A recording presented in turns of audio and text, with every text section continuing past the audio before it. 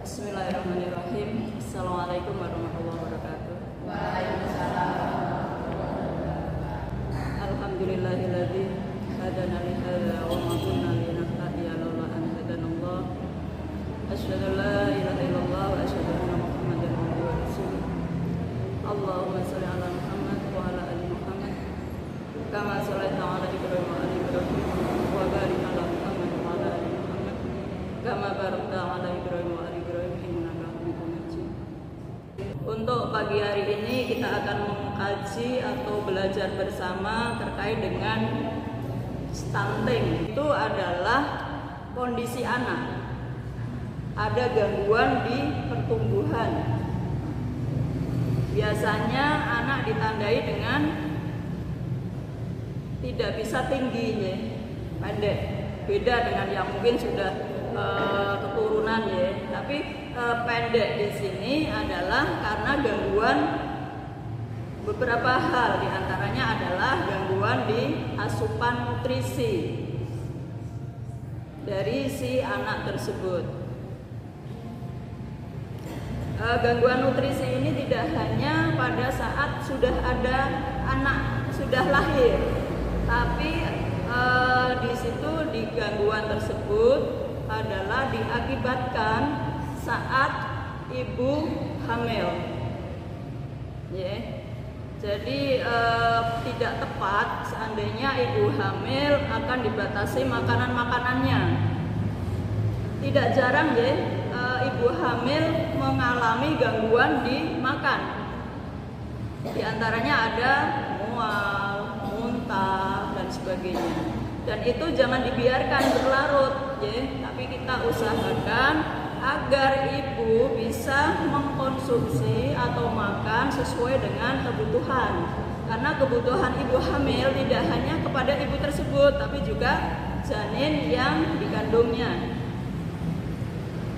Jadi yang pertama, gangguan stunting tersebut itu diakibatkan oleh faktor suplai makanan atau yang dimakan oleh ibu saat hamil kurang. Itu dikatakan kurang gizi, ya, intinya di situ. Dan kadang-kadang juga ada atau peraturan-peraturan, ya, ketika hamil tidak boleh makan telur. Apalagi telur ayam, nanti nggak BBI, pak lahir. Emangnya kita ayam, bukan, ya?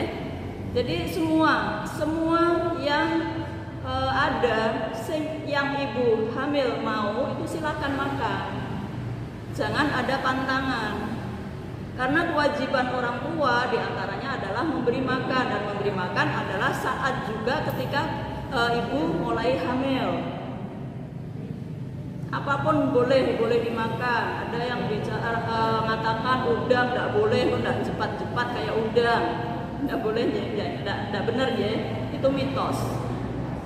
Jadi semua makanan, tentu saja kita akan berbicara dulu di sini. Makanan disebut adalah makanan apa? Halal dan thayyib tentunya. Dan nutrisi yang kita makan tentunya makanan yang itu, ya. Di samping kalau istilah dulu di PKK kan 4 sehat 5 sempurna. Kalau kita rubah dengan halalan thayyiban, ya.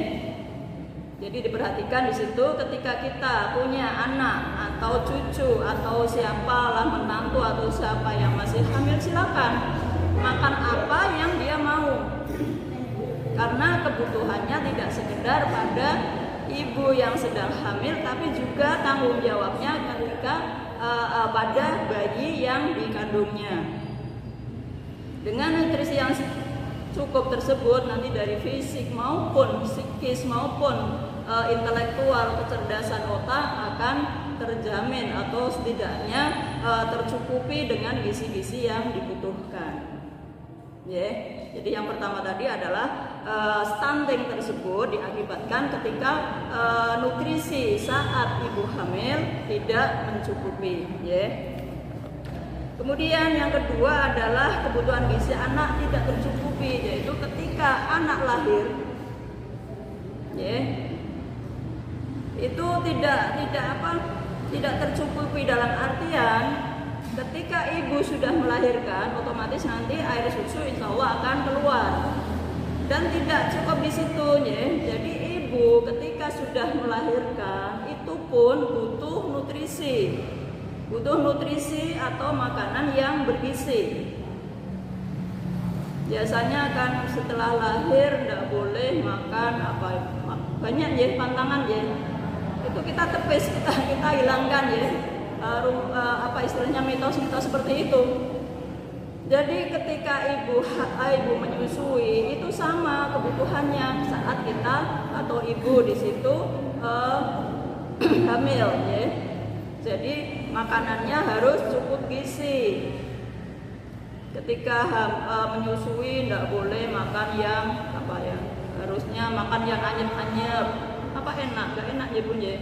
Habis melahirkan kan awake sakit semua, nggak nyaman, kayak makanan sing anyep kabeh. Masa mau harus kerupuk sama tahu putih, terus harus putih, nggak boleh kuning ya. Terus apalagi tuh Bluban juga nggak boleh dikasih bumbu, ya nggak enak ya bun ya. Bluban ya banyak sayur, banyak yang mengandung protein, mengandung lemak, semuanya boleh. Yang nggak boleh terlalu kenyang ya. Tapi syarat untuk halal thayyibah tetap harus gitu ya. Jadi makanan apapun ketika ibu menyusui itu juga boleh dimakan.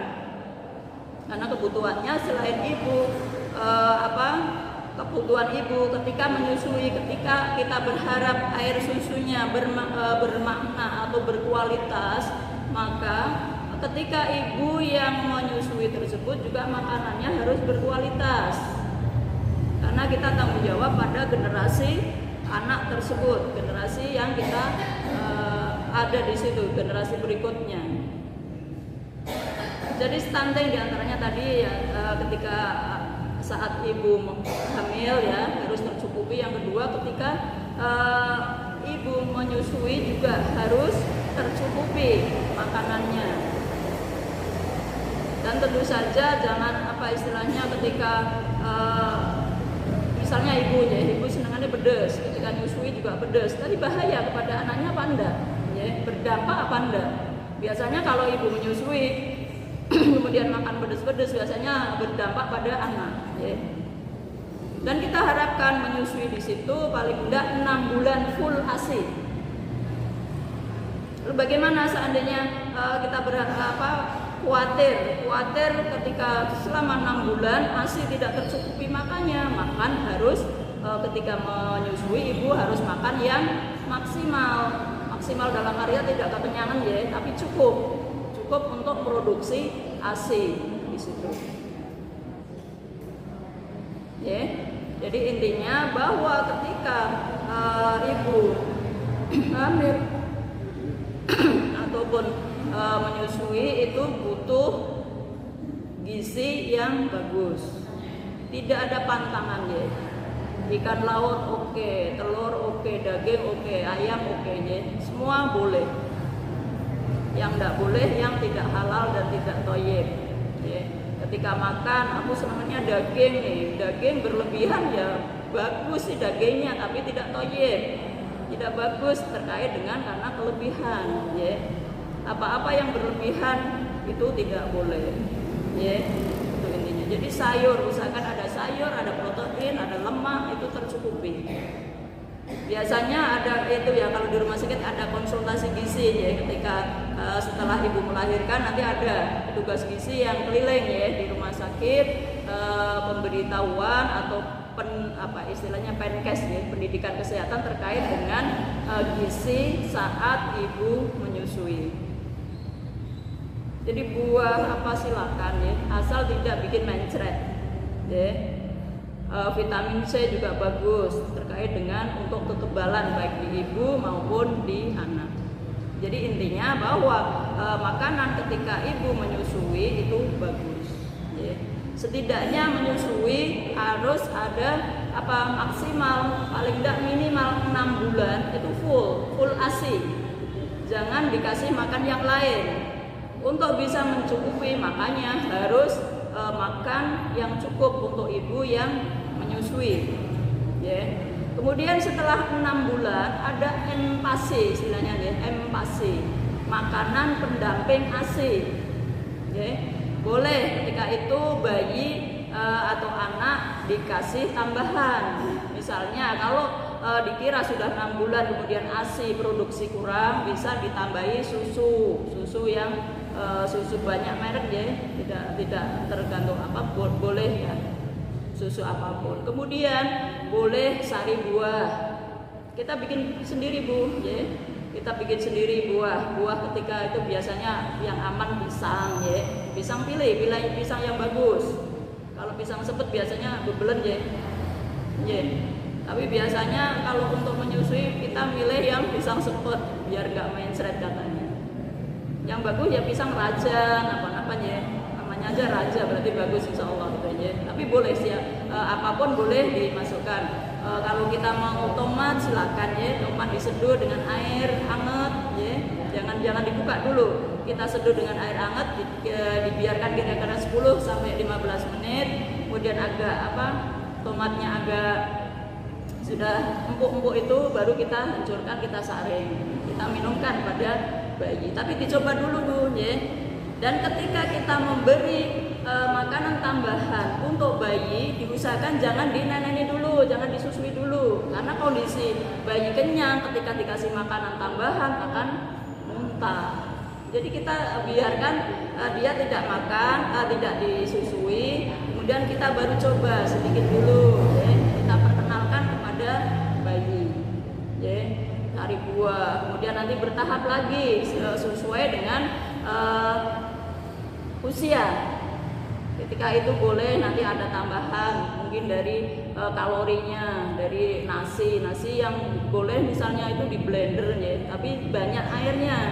Jangan nasi yang padat kemudian gangguan, nanti malah repot lagi, gangguan terhadap usus si bayi tersebut ya. Sampai dengan usia berapa Bu menyusui Bu?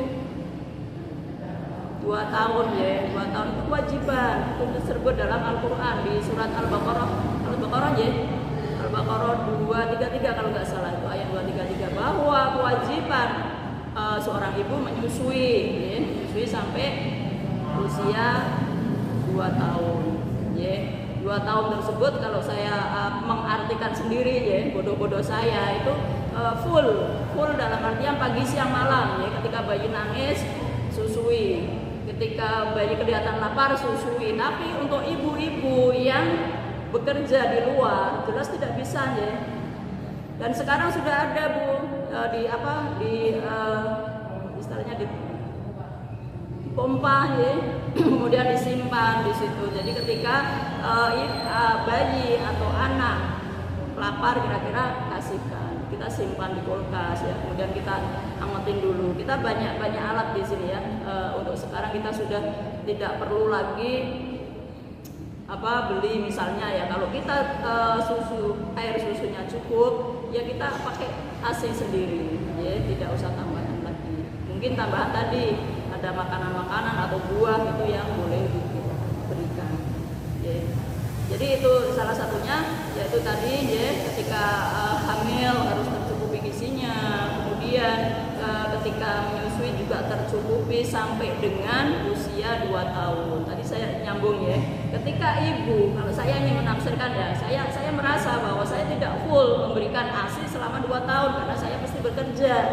Ya tak tambahin Bu, biasa Bu, tambahin usia menyusuinya tidak 2 tahun ya. Dan seandainya ibu, ada juga yang ibu memang benar-benar tidak keluar gitu ya. Jadi ada apa istilahnya musyawarah antara ibu dan bapak ketika akan menyapih si anak ya.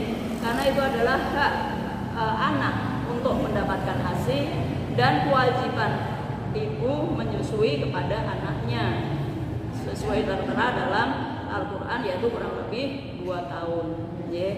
Dan ketika kita tinggal kerja, tambahi ya, kira-kira kerja saya berapa waktu sih dalam itu, berapa jam dalam itu, bisa tambahi berapa bulan, berapa boleh, tapi tidak berlarut pun ya, tidak berlarut sampai dengan anak gede kita susui tidak, karena kita ada batasan-batasan ketika kita akan menyusui si anak.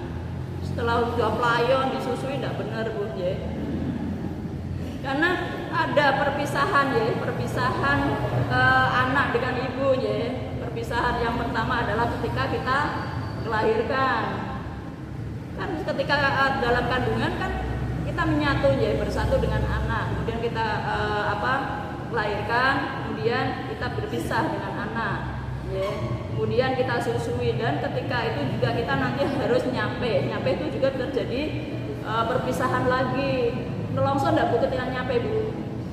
Kadang nangis ya, bayi nangis, kitanya nangis gitu ya. Padahal ASI berlebihan keluar. Padahal si bayi butuh ASI. Kita nggak tega, secara naluri kita nggak tega. Tapi itu kewajiban kita untuk nyampe dan harus tega. Kita harus putus. Kita harus berpisah dengan anak di ASI. Ya. Meskipun sayangnya kayak apa gitu, daripada itu eman enggak. Tapi kita memang harus melakukan itu untuk pisah antara ibu dan anak. Yaitu ya, untuk pisah berikutnya. Pisah berikutnya lagi ketika pisah tidur, dipisah kamar, itu juga ada kan periode-periode seperti itu ya. Jadi kita harus dipisah tidurnya. Itu pun kita akan nangis ya Bu ya. Kita bolak-balik, kita nggak bisa tidur. Nengok lagi ki bocah piye gitu ya. Gitu ya. Kemudian lagi nanti ada pisah dan berikutnya sampai dengan si anak dewasa, lepas pisah dengan di masyarakat. Ya. Kemudian selanjutnya tadi kebutuhan gizi anak tidak tercukupi ya, sebab stunting tadi. Jadi ketika stunting tadi diakibatkan ketika gizi saat ibu hamil tidak terpenuhi, itu bisa dilakukan, bisa terjadi dampak dari ketidaktahuan ibu. Dikiranya anak tidur sudah cukup, sudah kenyang, belum tentu. Gegek tidurnya tidur kelaparan, ya, gitu ya. Kemudian juga kebutuhan tadi ketika sudah anak sudah ada pemberian tadi, ada ASI, ada makanan tambahan ASI, makanan pendamping ASI itu ya. Kemudian ketika anak sudah beranjak mungkin 2 tahun gitu ya, makanan beda lagi. Makanan kita berpadat ya sama dengan kita, tapi bedanya porsinya jelas beda. Sekali lagi saya katakan bahwa kita ketika anak mau jangan berlebihan, secukupnya, cukup untuk tumbuh kembang dia, ya. Jadi stunting tersebut di samping gangguan di pertumbuhan, yaitu tidak bisa tinggi patokannya tuh ya, tidak bisa tinggi, anak tersebut akan terganggu di perkembangan otak dan sebagainya, ya. Jadi istilahnya kalau disingkat pertukem ya, pertumbuhan dan perkembangan itu. Jadi dampak dari gizi itu diantaranya ada gangguan di pertumbuhan si anak dan perkembangan terkait dengan intelijen, kecerdasan dan sebagainya. Kadang-kadang anak ada yang usia 5 tahun tapi tidak paham apa-apa, kan banyak ya. Itu salah satunya adalah penyebabnya di situ. Jadi ada gangguan nutrisi, ya. Di samping ada faktor genetika, ada ya peran ya. Misalnya ada orang tuanya kadang-kadang tingkat kecerdasan kurang, bisa menurun kepada anak, itu ada, tapi itu sebagian kecil, ya. Kemudian faktor penyebab lain diantaranya di samping tadi ya, kurang pengetahuan ibu terkait dengan pemenuhan gizi anak. Jangan ini ya Bu, kadang-kadang kita ya tidak di sini juga menggono ya Bu ya, menggono tempe ya, itu enak banget ya Bu ya. Jadi memang khas kita, tapi kita variasi ya, tidak menggono terus, nanti hijau daunnya kurang. Jadi kita padu ya dengan daun-daunan, ada kacang, ada bayam, ada apa gitu ya. Jangan menggono melulu menggono ya. Mohon maaf untuk yang mungkin pengusaha nasi menggono, bukan itu ya, saya berbicara terkait dengan ilmu. Kemudian terbatasnya akses pelayanan kesehatan. Alhamdulillah kita semua ditanggung terkait puskesmas. Bayar enggak Bu?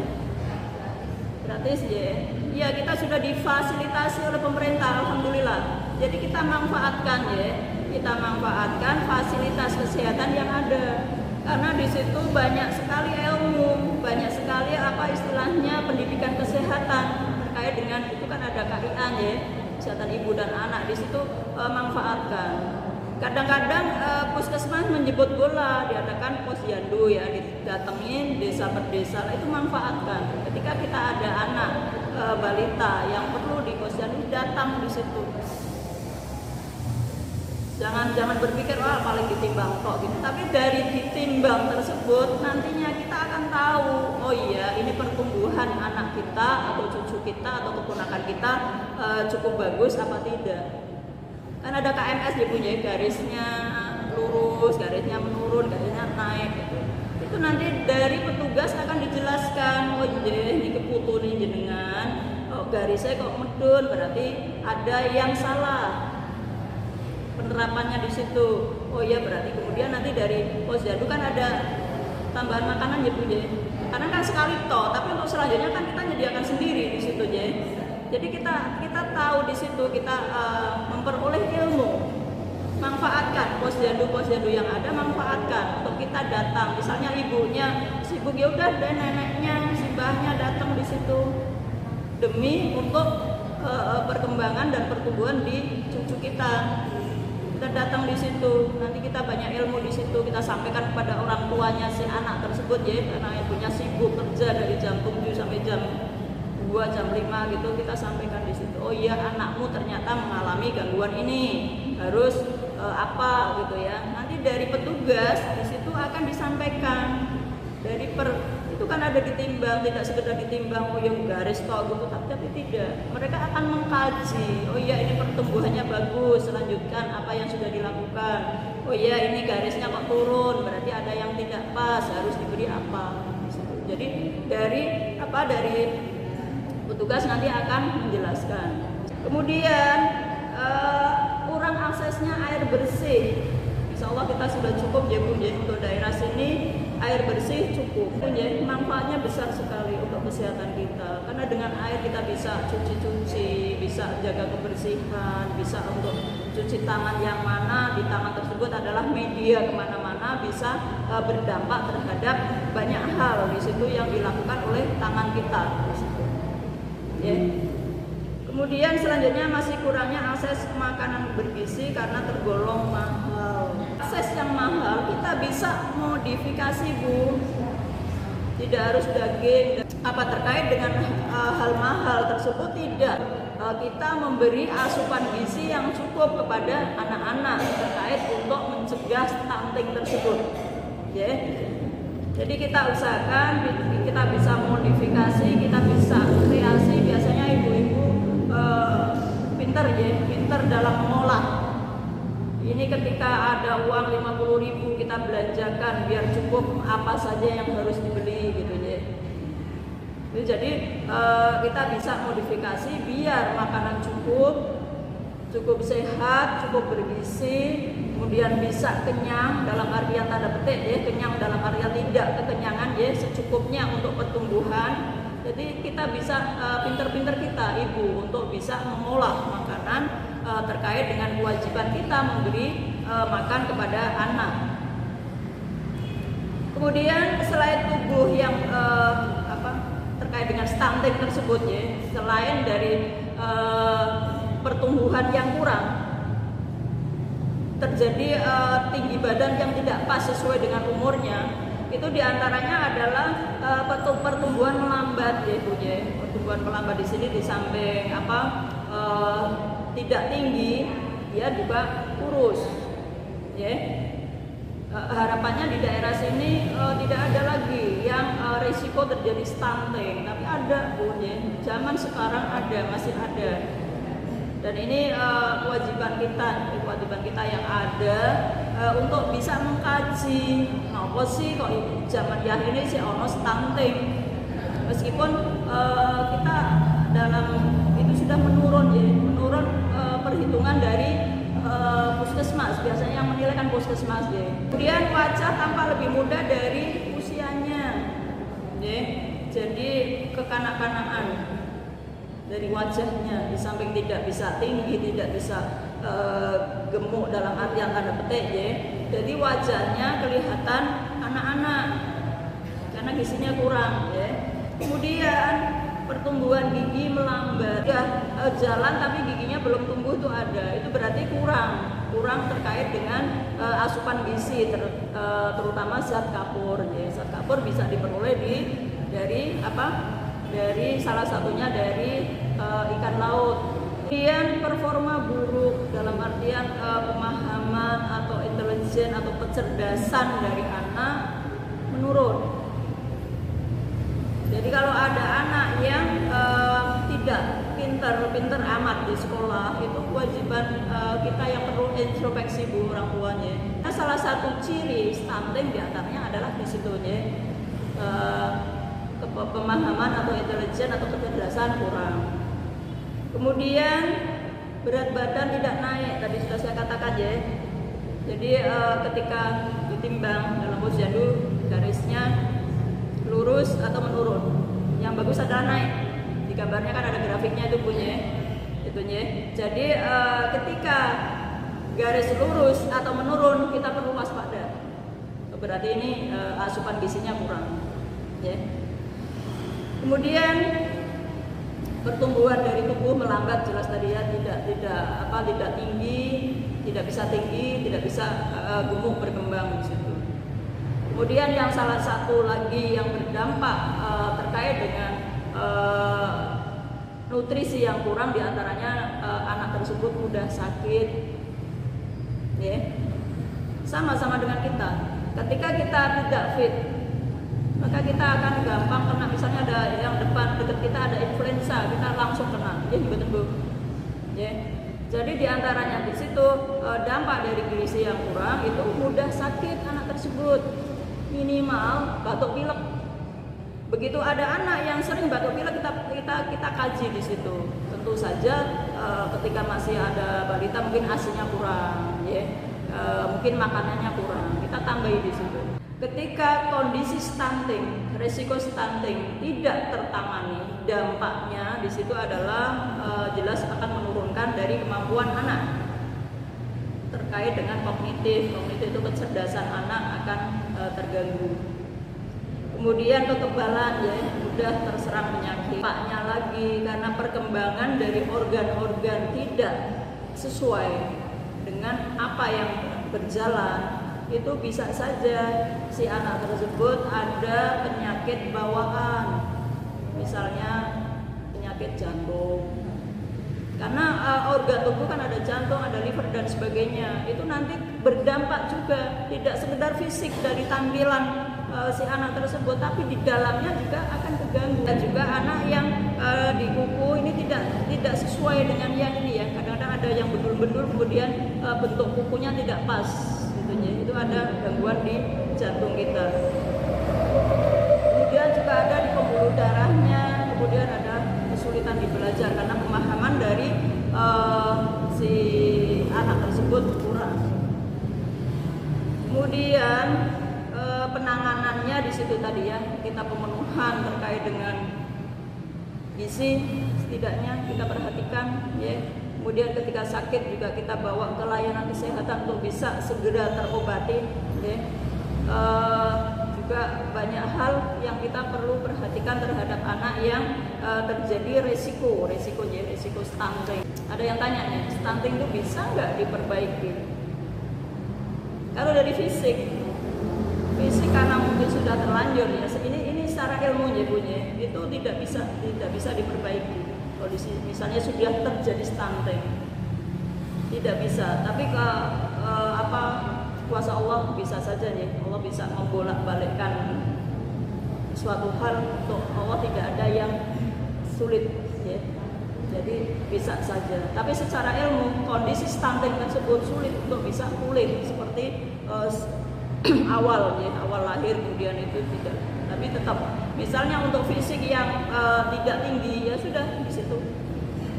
Kemudian perawakan yang tidak besar, kurus, masih ya tetap di situ.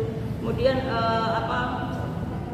kemampuan berpikir juga tetap sudah ada di situ. Jadi tidak bisa diperbaiki. Yang kita bisa lakukan adalah mempertahankan. Tapi kalau untuk mendongkrak kemudian dia kondisi stunting menjadi normal, itu secara ilmu tidak bisa dilakukan. Yang kita bisa lakukan di sini adalah mencegah stunting tersebut dilakukan pada saat ibu mulai hamil. Ibu mulai hamil jangan malas untuk selalu konsultasi di layanan kesehatan. Karena di situ banyak sekali ilmu ketika kita hamil harus ngapain gitu ya. Itu sudah ada di situ. Kemudian pemantauan kesehatan secara optimal, kemudian pemeriksaan kehamilan rutin ya, antenatal care ya, ANC di situ perlu dilakukan. Kemudian melakukan proses persalinan di fasilitas kesehatan. Sekarang kan sudah ada BPJS, berarti ditanggung ya. Kemudian memberikan makanan TKTP Bu. TKTP itu tinggi kalori, tinggi protein ya. Ada telur masuk, minimal ada telurnya, telur masuk, nasi cukup di situ. Saat itu juga mendeteksi pencegahannya, ketika ada terserang penyakit. Jadi istilahnya deteksi dini terhadap gangguan kesehatan terhadap anak tersebut. Kemudian juga jangan sampai, kan di sini ada program pemerintah di puskesmas punya ada obat anti cacing ya. Itu jangan dibiarkan Bu, maksudnya ambil saja. Karena kita ada kewajiban dari masing-masing kita untuk melakukan pencegahan biar tidak cacingan. Karena begitu ada cacing di tubuh anak tersebut atau kita, maka nutrisi gizi yang ada di kita diserobot oleh cacing. Ya. Setidaknya kita rutin minum obat cacing dalam keluarga itu paling tidak 6 bulan minimal Bu. 6 bulan sekali kita minum obat cacing. Kalau sudah terjadi berarti ya langsung diobatin. Nanti berikutnya setiap 3 bulan ya, obat cacing.